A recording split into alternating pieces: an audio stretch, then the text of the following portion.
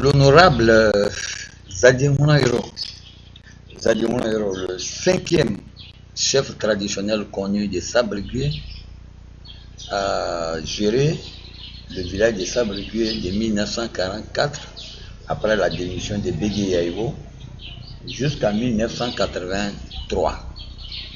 Son sous-chef, c'était Yaïbo Zako.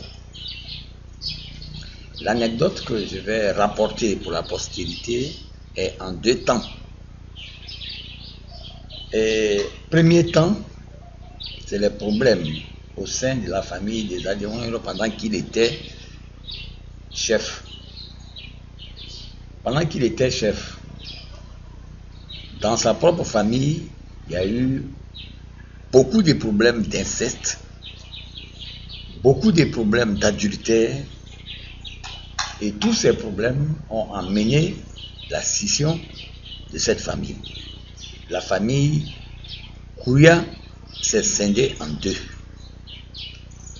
Et la famille s'est scindée en deux, précisément en 1969, lors du décès de l'un de nos patriarches, Sia Bodo. C'était inévitable, parce que très longtemps, dans cette famille, il y a eu beaucoup d'inceste. Les frères couchaient avec leurs sœurs, parce que la famille était devenue très grande. Les frères prenaient les épouses, les femmes des frères, et tout ça, ça faisait qu'il y avait beaucoup d'intrigues dans la famille. Et quand c'est comme ça, il faut s'asseoir, discuter et décider quelque chose. Et c'est ce qui a été fait en 1969. Et c'est toujours à l'occasion des décès, des grandes cérémonies, qu'il faut débattre des problèmes qui touchent à la vie de la communauté. Et en 1969, pendant que Zadie Mounayoro, l'honorable Zadie Mounayoro, était chef, sa famille s'est scindée en deux pour donner la famille Kigwa, où il est resté, et la famille Koukokoué, qu'on appelait aussi Koukokoué Gofa. Et donc, Kouya est devenu deux familles, complétant à trois les familles de Sabrigué en 1969. Ça, c'est la première partie de l'anecdote. La deuxième partie, c'est la fin du règne des Zadie Mounayoro. Puisque sa famille était désormais scindée en deux, il va sans dire que des intrigues vont se multiplier, parce que après son règne, c'est son sous-chef Yaïbo Zako qui va devenir chef. Et pendant que Yaïbo Zako sera chef, le sous-chef devra sortir d'une des familles Dugwa ou Koukokoué Gofa. D'où beaucoup d'intrigues.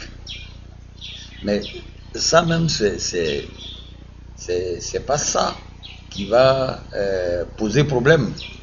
Ce qui va poser problème, c'est que le sous-chef Yaïbo Zako était beaucoup plus pressé que les autres sous-chefs. Il a revendiqué la chefferie. C'est en lien avec les intrigues qui se faisaient dans la famille, entre les deux familles, les deux nouvelles familles, Tigwa et Koukokoué Gofa. Il y avait des intrigues. Et donc, Yaïbo Zako a profité de ces intrigues pour demander la chefferie. Le prétexte qu'il a pris, c'est que Zadie Mounayoro était très âgé. Effectivement, il était très âgé. Et donc, fatigué de ces intrigues, ses enfants ont demandé, les enfants des Zadie Mounayoro ont demandé à leur papa de céder la place. Et c'est ce qui a été fait. Les Zadie Mounayoro a cédé la place à Yahibo Zako.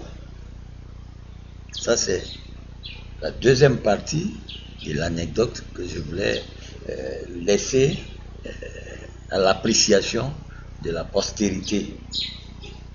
Et donc, pour me résumer, au moment du règne de Zadéon Yoro, sa famille s'est scindée en deux en 1969. Au décès de notre patriarche Cécia Bodo. Et après cette scission, il y a eu beaucoup d'intrigues.